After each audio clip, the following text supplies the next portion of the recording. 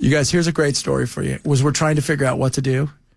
Okay, speaking of San Francisco, what are we trying to do? We're trying to figure out what to do with all of these people when it comes to illegal immigration. Florida's come up with a plan. This is like something out of the movies. Florida's attorney general is now pitching this new plan for what would be the state's largest immigrant detention center. He wants to build it in a virtually abandoned part of the Everglades, and he is calling it Alligator Alcatraz.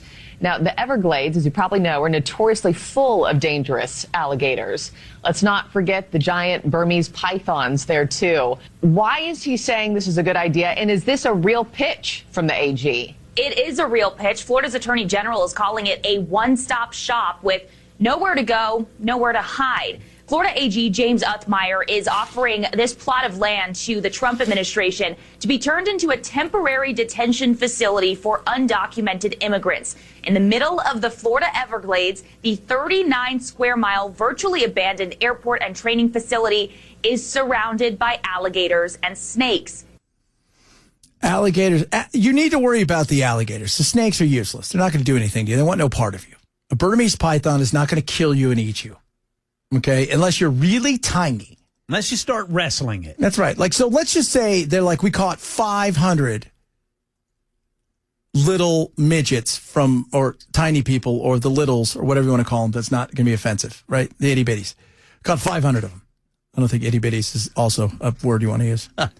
So you can't, and they're like, we got to put them out in the Everglades. You ruin your own story with these funny things you say. I'm so busy laughing, I stopped listening. I did. If you're a smaller person that's height challenged, I apologize.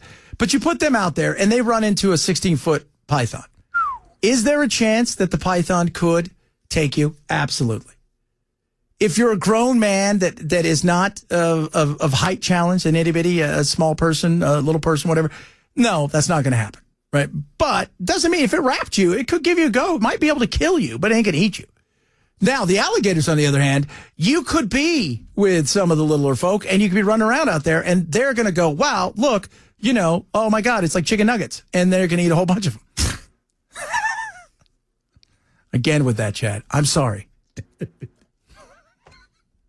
You guys are the worst. Stop egging me on. Popcorn chicken. What you eating? I don't know. I'm about 90 of these things before I get full. They're like Dippin' Dots. Where's the sauce? That's right. Oh, geez. That's horrible, Chad. Oh, my goodness. So they're going to do that. That's their good. Everybody's trying to figure out how they can impress Trump and what they could do. Well, guess what? We've got something for you. We've got him where we can shoot him into space. What do you think of that, sir? We'll shoot him into space for you. Please like us. Oh, my goodness. All the Everglade pygmies have been eaten. Oh, my Lord. Burmese python. Proof again, we need controlled immigration. Yes, Burmese pythons.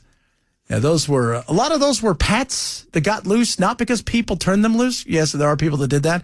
But a lot of them are pets because people abandon them when their houses are going to blow over because of hurricanes. Is hurricane season in full effect now? Yeah, it's on. Okay. Because I saw last week we had Hurricane Eric, but Eric didn't seem to do a lot. Yeah, I think it just went up the, I think it might have hit Cozumel. Okay. But I don't think it did any. No, I don't think significant any damage or anything like that. So, yeah, because I know that it's hurricane season. What's it like here? Like, what's the worst you've seen us get hit here? Well, Helene over in East Tennessee and North Carolina is the absolute worst that I've seen. Now, I mean, we'll get the rain. By the time it gets to us, it can be a tropical depression. By the time it gets to us, I mean, it's dropping buttloads of rain. Yeah. But last year was kind of the worst because I was here for that. Yeah, the rain that was dumped on North Carolina and East Tennessee, that they had no idea that type of rain was coming. That was ferocious. Because like anything, what we would think is no big deal, if you're not prepared for it, you're not built for the amount of water that it picks up. And as we talk about with nature will mess you up. Nature did just exactly that. It was horrific. But I watched something the other day, because I'm really into like the gangster world of like, and they look at mobsters all the way up to like, the gangsters of today. But they showed one of the big gangsters they were in New Orleans. And sure enough, I mean, once the hurricane came through, it moved everybody out. And they destroyed, that was the thing that stopped them for the most part. Was the hurricane broke up the gang and destroyed so much of their area that they were at that they had to rebuild everything, and they just decided, well, gentrify it, which is awful. No, it's not. It's really good. You ever moved to a place you're like, are you guys gentrifying? Well, what's that supposed to mean? You're gentrifying. He's like, the thing's getting better here. You Chad. Are you feeling a need to move? Yeah. It's horrible. No, it's not. It's great for everybody. Right? Especially for young couples who want to fix their upper. Like, that's maybe all you can afford. Right? Once you get a Chipotle, things are starting to go good. You get a Chipotle in the neighborhood? Your rent's going up then. Yeah, it's coming up big time. Get that Chipotle. Get that Whole Foods. It's over now. Once the Whole Foods moves in, kids, just start looking around going, all right, who's this couple that's going to buy my house for way more than it's worth? Speaking of which, I need to get to that. Got a new Whole Foods down there in Murfreesboro. Really? Yeah. When do you get at Whole Foods? Got it a couple of weeks ago, I think. Really? Yeah, I usually give time for things to die down, which is a good idea in Murfreesboro because at any given moment, you're behind 3,000 to 4,000 people at every traffic stop. Really? Man. We go, my wife and them go to the turnip truck over here. Yeah, they like it. It's got, is that a store or an actual truck? No, it's the store. Oh, okay. It's kind of a. Where is it? It would be like if they took a farmer's market and then they just turned it into like a store. It's right over here, like off Broadway or one of these. I've only been there once. It's nice. I mean, it's really nice. It's got a lot of stuff that, a lot of hippie stuff that I'm. High prices? Yeah, some. It's not the worst, but at the same time, it ain't Walmart. You're not buying Coke there, if that's what you're asking. There's no Coca-Cola there, right? There's not even a Dr. Thunder. Or Schnee. There's no Schnee. There's no Spreet. Is there any Sprat? There's none of that. There's no 8-Up. You're getting none of that stuff. 6 down. That's exactly it. You're getting, but they have a lot of stuff that's healthy. And they've got some bad stuff. They got a great, bad stuff. I mean, stuff that you and I, the average person, go, ooh, that tastes good.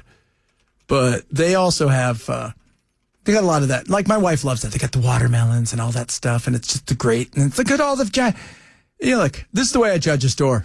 You can say what you want about me. If the dessert aisle is not as big as the vegetable aisle, we need to have a conversation. I love me a dessert.